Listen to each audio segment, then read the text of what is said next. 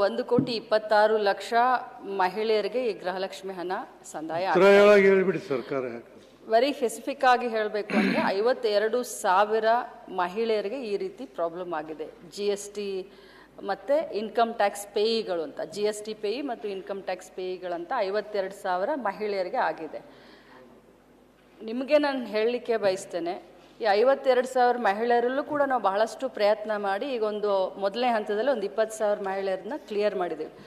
ಸಭಾಪತಿಗಳು ಏನಾಗುತ್ತೆ ಅಂತಂದರೆ, ಯಾವುದೋ ಒಂದು ವ್ಯಾಪಾರ ಮಾಡಬೇಕು ಅಂತ ಯಾವುದೋ ಒಂದು ಉದ್ದೇಶಕ್ಕೆ ಹಳೆ ಕಾಲದಲ್ಲಿ GST ತೊಗೊಂಡಿರ್ತಾರೆ, ಅವ್ರಿಗೆ ಗೊತ್ತಿರುತ್ತೋ ಇರೋದಿಲ್ಲೋ, ಇನ್ಕಮ್ ಟ್ಯಾಕ್ಸ್ ಪೇ ಆಗಿರ್ತಾರೆ. ಸೊ ಬಹಳಷ್ಟು ಕಾರಣಗಳಿಂದ ನಾವು ಎರಡೇ ಹೇಳಿದ್ದೀವಿ, APLಗೂ ಕೊಡ್ತೀವಿ, BPLಗೂ ಕೊಡ್ತೀವಿ, ಅಂತ್ಯೋದಯಕ್ಕೂ ಕೊಡ್ತೀವಿ. Only GST pay income tax ಪೇಯಿಗೆ ಕೊಡೋದಿಲ್ಲ ಅಂತ ನಾವು ಹೇಳಿದ್ದೀವಿ.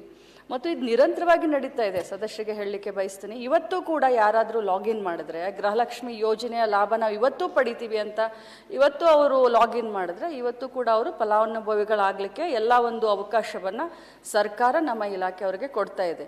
ತಾವೇನೋ ಸುಮಾರು 700 ಜನ ಅಂತ ಹೇಳಿದ್ರಿ, ಅದನ್ನು ಕೂಡ ನಾನು ಪರಿಶೀಲನೆ ಮಾಡ್ತೀನಿ.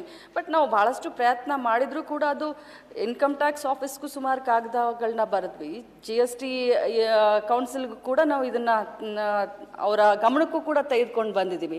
ಒಂದು ಸಾಫ್ಟ್ವೇರ್ ಜನ್ರೇಟ್ ಆಗಿರುತ್ತೆ. ಸಾಫ್ಟ್ವೇರ್ನಲ್ಲಿ ಅವರು GST Peyi income tax Peyi ಅಂತ ಬಂದುಬಿಟ್ಟಾಗ ಆ ಸಾಫ್ಟ್ವೇರ್ ನಮ್ಮ ಗೃಹಲಕ್ಷ್ಮಿ ಸಾಫ್ಟ್ವೇರ್ ಇರುತ್ತಲ್ಲ, ಅದು ಅದಕ್ಕೆ ಮ್ಯಾಚ್ ಆಗೋದಿಲ್ಲ.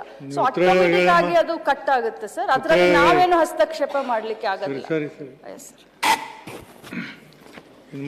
ಇದು ಸರ್ ಇನ್ನು 3 ನಿಮಿಷ.